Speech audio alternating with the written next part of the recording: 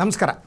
ಇದು mega focus. ನಾನು ಶಶಿಧರ್ ಭಟ್. ಎಂದಿನಂತೆ 3 ಪ್ರಮುಖ ಸುದ್ದಿಗಳೊಂದಿಗೆ ತಮ್ಮೆದುರು ಹಾಜರಾಗಿದ್ದೀನಿ. ಸುದ್ದಿಯ ಹಿಂದಿನ ಸುದ್ದಿ ವಿಶ್ಲೇಷಣೆ ಎಲ್ಲವೂ ಕೂಡ ತಮಗಾಗಿ. ಮೊದಲ ಸುದ್ದಿ ಯಥಾ ಪ್ರಕಾರ ಕಾಂಗ್ರೆಸ್ ಪಕ್ಷದ ಆಂತರಿಕ ಬಿಕ್ಕಟ್ಟು ಜಗಳ. ಕಾಂಗ್ರೆಸ್ ಪಕ್ಷಕ್ಕೆ ಬುದ್ಧಿ ಬರುವ ಯಾವುದೇ ಲಕ್ಷಣಗಳು ಕೂಡ ಕಾಣ್ತಾ ಇಲ್ಲ. ಯಾಕೆಂದರೆ 2023ರಲ್ಲಿ ಒಂದು ಅಧಿಕಾರಕ್ಕೆ ಬಂತು. ಈ ಪಕ್ಷ ಬಂದ ಮೇಲೆ ಕೇವಲ 1.5-2 ವರ್ಷದಲ್ಲಿ ಪ್ರಾರಂಭ ಆಯಿತು ಅಧಿಕಾರ ಹಂಚಿಕೆಯ ಪ್ರಶ್ನೆ.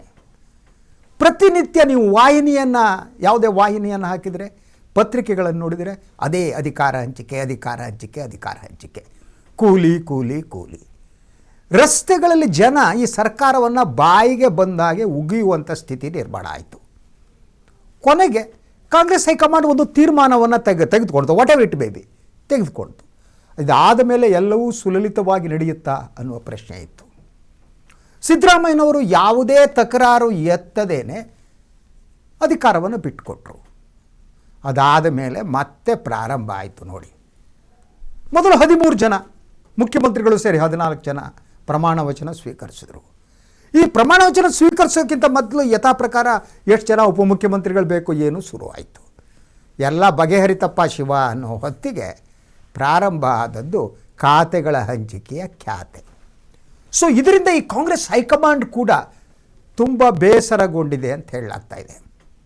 ನಿನ್ನೆ ಕರ್ನಾಟಕಕ್ಕೆ ಬಂದಂತಹ ಕಾಂಗ್ರೆಸ್ ಪಕ್ಷದ ವಿರೋಧ ಪಕ್ಷದ ಪ್ರತಿಪಕ್ಷದ ನಾಯಕರು ಲೋಕಸಭೆಯಲ್ಲಿ ರಾಹುಲ್ ಗಾಂಧಿಯವರು ಗರಂ ಆಗಿದ್ದರು ಅನ್ನುವ ಮಾಹಿತಿ ಲಭ್ಯ ಆಗ್ತಾ ಇದೆ. ಏನು ನಡೀತಾ ಇದೆ ಕರ್ನಾಟಕದಲ್ಲಿ ಅಂಥೇಳಿ ಅವರು ಕೆ.ಸಿ. ವೇಣುಗೋಪಾಲ್ ಅವ್ರನ್ನ ಕೇಳಿದ್ರಂತೆ.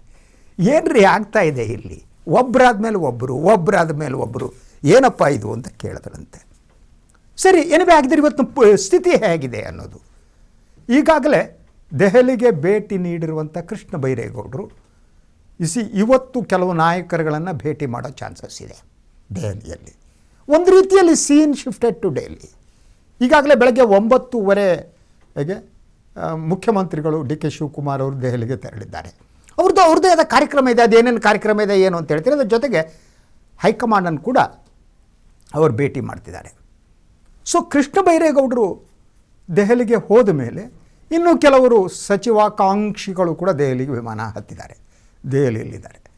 ಹಾಗಿದ್ದರೆ ಒಂದು ರೀತಿಯಲ್ಲಿ ಕೃಷ್ಣ ಬೈರೇಗೌಡ ಅವರ ಸ್ಟ್ಯಾಂಡ್ ಏನಿದೆ, ಆ ಸ್ಟ್ಯಾಂಡ್ ಪರ್ಫೆಕ್ಟ್ ಆಗಿದೆ ಅಂತ ಅನಿಸುತ್ತೆ. ಅವ್ರು ಹೇಳೋದು ಈ ಬೆಂಗಳೂರು ಖಾತೆ ಏನಿದೆಯಲ್ಲ, ಇದನ್ನು ಡಿವೈಡ್ ಮಾಡುವ ಮೂಲಕ ನನಗೆ ಕೆಲಸ ಮಾಡೋದಕ್ಕೆ ಸಾಧ್ಯ ಆಗಲ್ಲ. ಯಾಕೆಂದರೆ ಯು ಸಿ ದಟ್ ಒಂದೊಂದು ಖಾತೆಗೆ ಅದು ಇಂಟರ್ ಕನೆಕ್ಟಿವಿಟಿ ಇರುತ್ತೆ. ಅದಕ್ಕೆ ನೀವು ಭಾಗ ಮಾಡಿಬಿಟ್ಟು ಕೊಟ್ಬಿಟ್ರೆ ನಾನು ಹೇಗಪ್ಪ ಕೆಲಸ ಮಾಡಲಿ? ಸೊ ಈ ಬಗ್ಗೆ ಅವರು ಮುಖ್ಯಮಂತ್ರಿಗಳ ಜೊತೆ ಚರ್ಚೆ ಮಾಡಿದ್ದಾರೆ. ಮುಖ್ಯಮಂತ್ರಿಗಳು ತಮ್ಮ ಸ್ಟ್ಯಾಂಡಿಗೆ ಅವರು ಬಲವಾಗಿ ಅಂಟಿಕೊಂಡಂತೆ ಕಾಣುತ್ತೆ. BMRDA ಮತ್ತು BDA ತಮ್ಮ ಕೈಲಿರಬೇಕು ಅಂತ. ಅದನ್ನ ಯಾಕೆ ಅವ್ರು ಹಾಗೆ ಹೇಳ್ತಿದ್ದಾರೆ, ಹೈಕಮಾಂಡಿಗೆ ಏನು ಹೇಳ್ಬೋದು ಅವರು, ಅದನ್ನು ನಿಮ್ಗೆ ಹೇಳ್ತೀನಿ.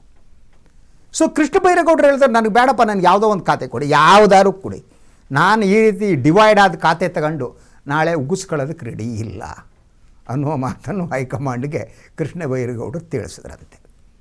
ಮಳೆ ಬಂದಿದೆ, ಬೆಂಗಳೂರು ಹಾಳಾಗ್ತಾ ಇದೆ, ಕೇಳಿ ಹೇಳೋರಿಲ್ಲ ಬೆಂಗಳೂರನ್ನ. ಯಾಕೆಂದರೆ ಅದಕ್ಕೆ ಸಂಬಂಧಪಟ್ಟ ಸಚಿವರಿಲ್ಲ, ಕೃಷ್ಣ ಬೈರೇಗೌಡರು ಚಾರ್ಜೇ ತಗೊಂಡಿಲ್ಲ.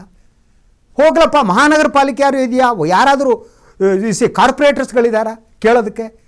ಚುನಾವಣೆ ಮಾಡುವ ಕನಿಷ್ಠ ಜವಾಬ್ದಾರಿ ಹೊಣೆಗಾರಿಕೆಯನ್ನು ಇವರು ನಿರ್ವಹಿಸಿಲ್ಲ. ಚುನಾವಣೆಯಿಂದ ಓಡಿ ಹೋಗೋದು. ಯಾಕಂದರೆ ಈ MLAಗಳಿಗೆ ಅಧಿಕಾರ ಇಟ್ಕೋಬೇಕು, ಇರೋ ದುಡ್ಡಿರೋಲ್ಲಿ ಇವರು ಇರಬೇಕು.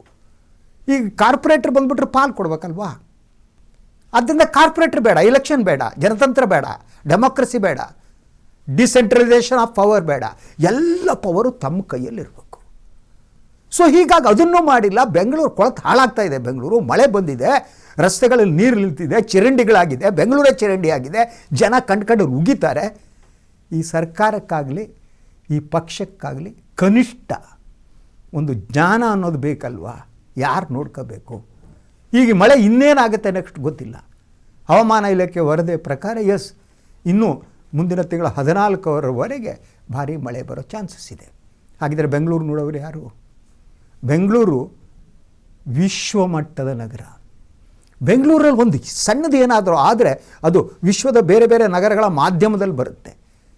ಇಂಥ ಸ್ಥಿತಿಯಲ್ಲಿ ಇಲ್ಲಿ ಏನಾಗಿ ಕೂತಿದೆ, ನನಗೆ ಆ ಖಾತೆ ಬೇಕು, ಈ ಖಾತೆ ಬೇಕು, ನನಗದಿಲ್ಲ, ನನಗಿದಿಲ್ಲ, ನಾನು ನಿಮಗೆ ಕೊಡಲ್ಲ, ನಾನು ಇಟ್ಕೊತೀನಿ.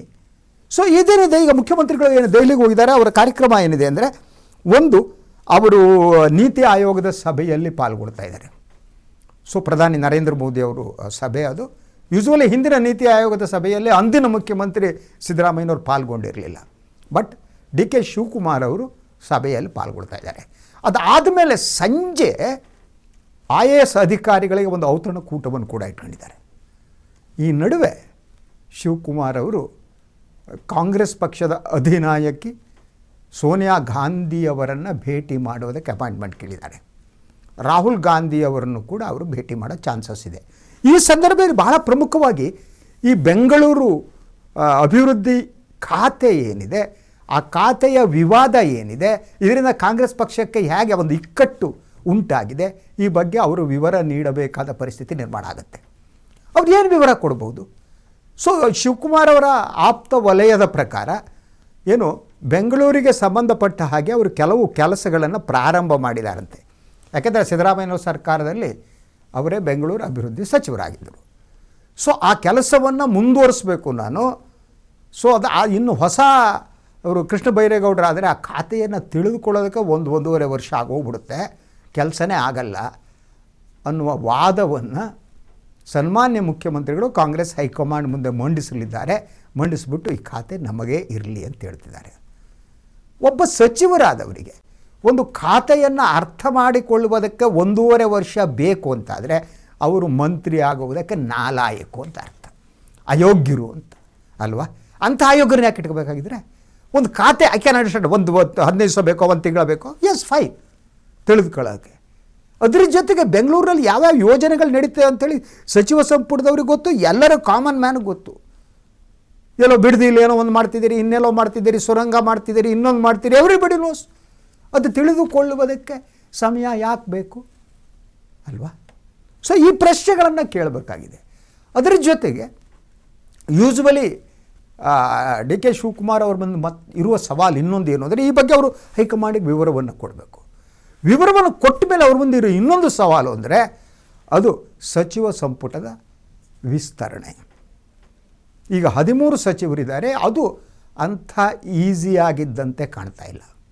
ಇನ್ನು 20 ಸಚಿವರಿಗೆ ಏನಿದೆ ಅವಕಾಶ ಇದೆ. 20 ಸಚಿವರಿಗೆ ಒಂದು ಅಂದಾಜಿನ ಪ್ರಕಾರ 60ಕ್ಕೂ ಹೆಚ್ಚು ಶಾಸಕರು ಫೈಟ್ ಮಾಡ್ತಾರೆ. ಇದನ್ನು ನೋಡಿದರೆ ಕರ್ನಾಟಕದ ಜನ ಯಾಕೆ ಸುಮ್ಮನೆ 135-136 ಕೊಟ್ರಪ್ಪ, ಆರಾಮಾಗಿ 112-113 ಕೊಟ್ಟಿದ್ದರೆ ಸಾಕಾಗಿತ್ತು, ಮುಚ್ಕೊಂಡಿರ್ತಿದ್ರು ಇವರು. ಈ ಅತಿ ಹೆಚ್ಚು ಸಂಖ್ಯೆಯಲ್ಲಿ ಕರ್ನಾಟಕದ ಜನ ಈ ಕಾಂಗ್ರೆಸ್ ಈ ಶಾಸಕರು ಕಳಿಸಿದ್ರಲ್ಲ, ಇದೇ ಪ್ರಾಬ್ಲಮಿಗೆ ಸ್ಟಾರ್ಟ್ ಆಗಿತ್ತು. ಇದರಿಂದನೇ ಪ್ರಾಬ್ಲಮ್. ಎಲ್ಲರಿಗೂ ಮಂತ್ರಿ ಆಗಬೇಕು, ಮಂತ್ರಿ ಆಗದಿದ್ರೆ ಆಗೋದೇ ಇಲ್ಲ. ಇದು ಕೊನೆ 2028 ಆಯ್ಕೆ ಆಗ್ತೀವೋ ಇಲ್ವೋ ಗೊತ್ತೇ ಇಲ್ಲ. ಈಗ ಆದಷ್ಟು ಬೇಗ ಮಂತ್ರಿ ಆಗಿ ಎಲ್ಲರೂ ಕಬಳಿಸ್ಕೊಂಡು ಎಲ್ಲಿ ಹೊಟ್ಟೆ ತುಂಬ್ಕೊಬಿಟ್ಟು ಏನು ಇನ್ವೆಸ್ಟ್ ಮಾಡಿದ್ದಾರೆ ಚುನಾವಣೆಗೆ ಅದನ್ನೆಲ್ಲ ವಾಪಸ್ ತಗೊಬಿಟ್ಟು ಮುಂದಿನ ಚುನಾವಣೆಗೆ ರೆಡಿ ಆಗಬೇಕು. This is the situation. ಇಂಥ ಒಂದು ಸ್ಥಿತಿ ನಿರ್ಮಾಣ ಆಗಿದೆ. ಕೃಷ್ಣ ಬೈರೇಗೌಡರು ಯಾವಾಗ ವಾಪಸ್ ಬರ್ತಾರೋ ಗೊತ್ತಿಲ್ಲ, ಕಾಂಗ್ರೆಸ್ ಹೈಕಮಾಂಡ್ ಇದನ್ನ ಹೇಗೆ ಬಗೆಹರಿಸುತ್ತೆ ಗೊತ್ತಿಲ್ಲ. ಸೊ ರಾಹುಲ್ ಗಾಂಧಿಯವರು ಇದನ್ನ ಭಾಳ ಗಂಭೀರವಾಗಿ ಪರಿಗಣಿಸ್ತಾರೆ ಅನ್ನೋ ವರದಿಗಳಿವೆ. ಅವರಿಗೆ ಇದನ್ನೆಲ್ಲ ನೋಡಿ ತಲೆ ಕೆಟ್ಟೋಗ್ಬಿಟ್ಟಿದೆ ಅವರಿಗೆ. ಇನ್ನೊಂದು ಕಡೆ ಆ ಮಧ್ಯಪ್ರದೇಶದಲ್ಲಿ ಒಂದು ಆಗಿದೆ ಬಿಡಿ, BJP ಅವರು ಗೂಟ ಹೊಡೆದ್ಬಿಟ್ಟು ರಾಜ್ಯಸಭಾ ಅಭ್ಯರ್ಥಿನೇ ಇದಕ್ಕಿದ್ದಂಗೆ ಕಣದಿಂದ ಎತ್ತಾಕ್ಬಿಟ್ಟು BJP ಅವರು 3 ಜನ ಆರಿಸ್ಬಿಟ್ಟು ಕಳಿಸಾಗೋಯ್ತು. ಅದು ಬೇರೆ ಕಾಂಗ್ರೆಸ್ ಇತ್ತಲ್ಲ. ನಾವು ಚುನಾವಣಾ ಆಯೋಗದ ಮುಂದೆ ಹೋಗಿ ಧರಣಿ ನಡೆಸ್ತಿದ್ದಾರೆ. ಪಾಪ ಚುನಾವಣಾ ಆಯೋಗ ಏಜೆಂಟ್ರಾಗಿದ್ದಾರೆ ಬಿಡಿ, ಅವರು BJP ಏಜೆಂಟ್ರು, ಸಂಘ ಪರಿವಾರದ ಏಜೆಂಟ್ರು. ಚುನಾವಣಾ ಆಯೋಗ ಇಂದ ಏನೂ ಆಗಲ್ಲ ಜಗತ್ತಿನಲ್ಲಿ. ಆದ್ದರಿಂದ ಆ ಸಮಸ್ಯೆ ಒಂದು ಕಡೆ, ಈ ಕರ್ನಾಟಕದ ಈ ಸಮಸ್ಯೆ ಒಂದು. ಇದನ್ನೆಲ್ಲ ಹೇಗೆ ಕಾಂಗ್ರೆಸ್ ಬಗೆಹರಿಸುತ್ತೆ, let us wait and see. ನಾನೀಗ 2 ಸುದ್ದಿ ಹತ್ರ ಬರ್ತೀನಿ. 2 ಸುದ್ದಿ ಭಾಳ ಮುಖ್ಯವಾಗಿ ಪ್ರಧಾನಿ ನರೇಂದ್ರ ಮೋದಿ ಅವರಿಗೆ ಸಂಬಂಧಪಟ್ಟಿದ್ದು, ಭಾಳ ಇಂಟ್ರೆಸ್ಟಿಂಗ್. ಅದು ಹೇಳ್ತೀನಿ, ಎಲ್ಲೂ ಹೋಗಬೇಡಿ. ಈಗ ಒಂದು ವಿರಾಮ. I will come back soon.